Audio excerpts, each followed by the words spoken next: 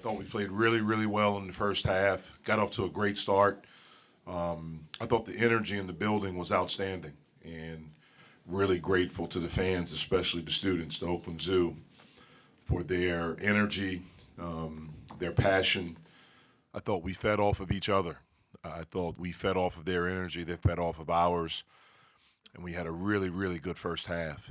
And again, so I'm proud of that. Proud of how we got started. We were selfless. We shared the basketball. I thought our defense was good. I thought our defense helped energize our offense. Um, then we get to the second half, and I thought we played a little bit safe. And we wanted to continue to attack. They went zone and slowed us down a little bit, made us think, and we couldn't get into the same rhythm that we had. And then we just got to where we couldn't rebound. And I thought defensively we were okay for most of the night. I mean, they shot 31%. I think that number's a lot lower if our first shot defense is better in the second half. It was good in the first. And so we had a little bit of a letdown. But again, proud of my team, proud of the way we were able to step up and get a win, our third in the conference, and look to build off of this. Jeff, is that speak to your group's maturity coming off such a tough loss the other night to kind of come out early and play as sharply as you did the opening 20? Well, it's a step. I don't know what it speaks to, but it's a step in the right direction for us. We have to continue to try to put days together where we're getting better and we're understanding what it takes to become a really good program and a really good team. And it takes showing up every day, doing what you're supposed to do, listening, understanding, and going out and playing together. And I thought the whole game we did that. I thought the first 20 minutes though was outstanding. Xavier had only six assists and only 2 turnovers. How important is it to have him as not just a scorer but a facilitator? Well, I thought he was terrific. I thought he created shots for others, which led to shots for himself, plays for himself. Especially in the first half, he was able to get in the paint. He was able to get downhill. I thought he made terrific decisions. I thought the ball was just moving in the first half, and it was crisp. And we really shared it. And I thought a big reason is because of him. The pace that he played with, I thought was really good. Over the years, only too many teams have beaten North Carolina twice in one season. What's it mean to have your guys do that? Yeah, it means a lot. Really for our program, not just for these guys. For our program. North Carolina is one of the great programs in the history of college basketball. And anytime you get a chance to sweep them, it's a pretty special thing, and it's something we don't take for granted. We knew we had to work for it, and it's something that we're excited about. For us, I don't know the last time this program has swept someone in the conference. So that's another thing, for us that I know since I've been here, and I know the year before I got here they didn't do it. I don't know about the year before that. I don't know like the history like that, but I know it's been a while. And so that's something we did talk about this morning when we got together for shoot around, and I'm glad we were able to come out and do it. Jeff, you guys had 7 steals in the first half. Murph was talking about cutting off passing lanes really well, especially during that first half. That aggression that you guys came out with, were you surprised by that? Were you pleased by that? Surprised by what? Our aggression? No, I wasn't surprised by it. I mean, we've been a pretty good defensive team. We haven't defended at the level we were earlier since we came back from Christmas. That's something we talked about after the Louisville game. And so it was good to see us get back to that. We wanted to pressure them. I think part of post defense is pressuring the basketball. We're not as big as they are up front, especially when they play those two bigs together with the way that we play. But I thought our pressure can help combat that, and I thought we did a good job of that. Look, it also helps that they're playing without their best player. I mean, that helps too, and it just so happens to be a point guard. I think if you take the point guard, starting point guard away from any team in college basketball, there's going to be a big adjustment, and so that's something we were cognizant of, and we wanted to attack it. Jeff, since the Wake Forest game, it seems like you guys have played a lot better. How much of that is because of your point guard? How much of that because of your defense? I think we played better in spurts. I don't think we played better all the way. I think we've played better in spurts, and what we want to do is become a team that's just better consistently. And and it's not just our point. It's everyone. We need everyone playing at the everyone on this team at some point this year has shown what they're capable of doing at a high level. And in order for us to become the best team we can be, we need everyone to be the best versions of themselves, and then for them to hold each other accountable to that standard of, and not necessarily that you're gonna play and it's gonna equate the numbers, but all the little things we need to do them at a high level and do what you do. Each kid in this program has a talent. Some have a little bit more than others, but we need whatever it is that they do at the highest level. And when we can get consistent with that, then we'll take another big step to becoming the program that we want to be.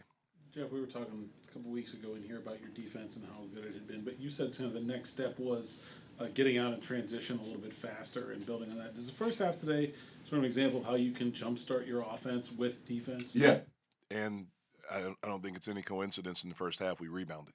That was the big thing. We were out rebounding them at halftime. I don't remember the exact numbers, but I know we were up. And I thought if we can do that, we have to understand that defense doesn't end until we get the ball. And so we can play good defense, but then when the shot goes up, we can't relax. We have a habit of doing that because we expect someone else maybe to get the rebound. I tell these guys all the time, look, we don't have a guy that's a double-figure rebound a game guy. I wish we did.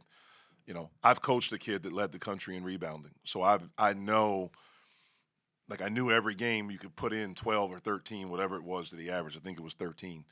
So we don't have anyone like that. We have to do it as a group. We did a good job of that in the first half, and I thought that's why we were able to get out in transition and get easy baskets. Jeff, what would you say to your players to try to motivate them if they're not crashing the glass like they were in the first half? Try to take them out, put somebody else in there to do it.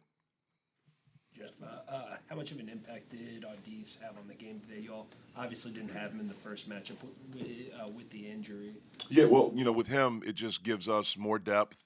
And, with him, he can defend multiple positions. He can defend a bigger guy. And so it gives us more depth to play how we like to play. When we played at North Carolina, we were in foul trouble. And so we went two bigs for a little bit. And that's not, with what we have, that's not something that I like to do with the makeup of the bigs that we have. I want to try to, in whatever way what I think is to get our best players on the court, regardless of position and with the way that we want to play. And so he gives us a chance where Justin gets in foul trouble. We can still do that. We can slide him down and we can move someone else in. We can put him on a Robinson, and feel like he can do a good job. We can put him on a Baycott or Brooks and feel like that he'll fight and he can do a good job. He has experience, and so he does nice things for us, and it's great to have him back. Jeff, it seemed like Ryan made good decisions at both ends of the floor. Until the last one. Until he took that god-awful three. But go ahead, I'm sorry, finish with your question. What did you kind of make overall, though, of kind of the decision making? I thought it was good. I thought, he got some really good looks in the first half, some clean looks off of penetration from guys. I thought he had a great drive where he played off 2 feet and kicked it to Trey in the corner. He ran to his spots in transition, and, we were able to find him there. Really, I thought he did some good things except for that one play at the end. I thought everything else was pretty solid. He's got to rebound, though.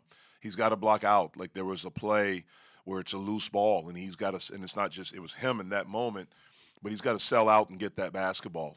We ended up not getting the possession, and they scored off of it as they were making their run. And so that's what I mean, those little things like that. I mean, I thought a small thing, it's a big thing, but, a 50-50 ball against Louisville. We're up 7 under 2.5 minutes when Williams gets the three-point play. I think if we get that rebound right there, and we have 3 guys around it, if we get it, we maybe win that game. It doesn't get to overtime. And so those are the things that we have to understand collectively as a group.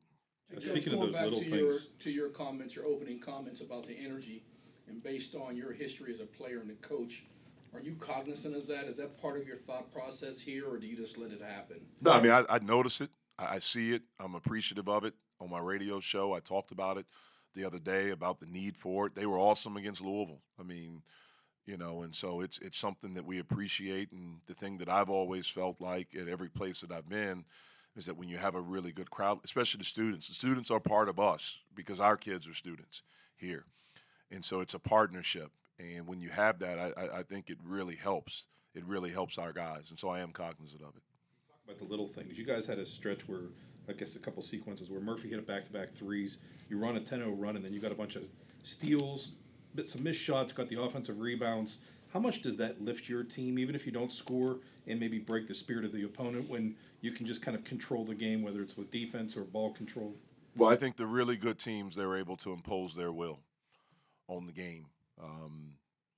Whether it's defensively, whether it's they're dominant on the offensive glass. Some teams have potent offenses, just whatever it is. And so when you can do that and you can play with that spirit and that energy, it certainly does, because especially when you're at home because you feed off of it. Jeff, you talked about the offense playing safe in the second half. They go one of their last 15, no field goals in close to 7 minutes to end the game. You look at Louisville and now this game, is there a cause for concern of just how safe that offense is playing? No, it's not. Look, that's who we've been all year. I don't think you followed us all year. Then that's unfortunately, that's who we've been, and so we have to get better at that.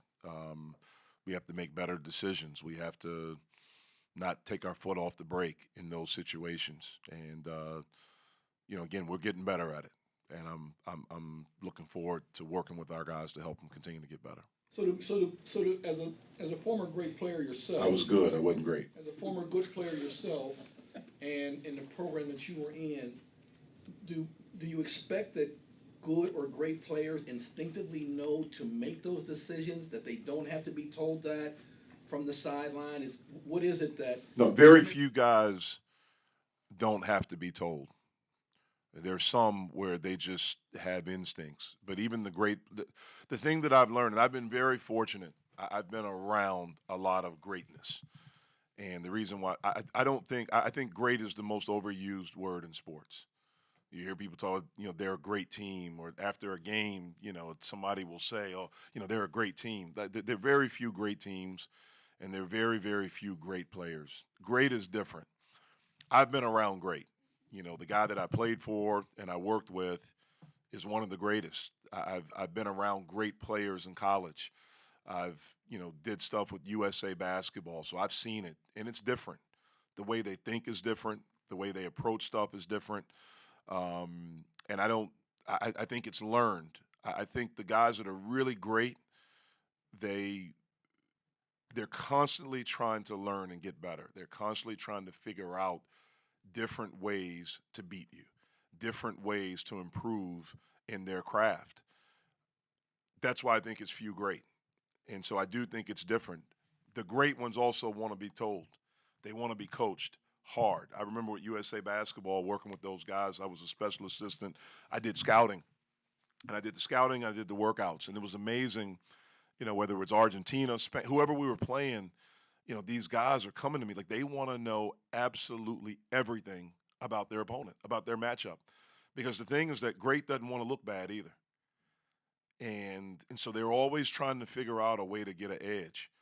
And, again, I think they're really good programs. I think there are a few great programs. I fortunately played at one, and I got to learn from that. And we're trying to grow this program that hopefully one day people consider it a great program. Beating Carolina, good or great? Beating Carolina's great. It's always great, especially if you get a chance to beat them twice.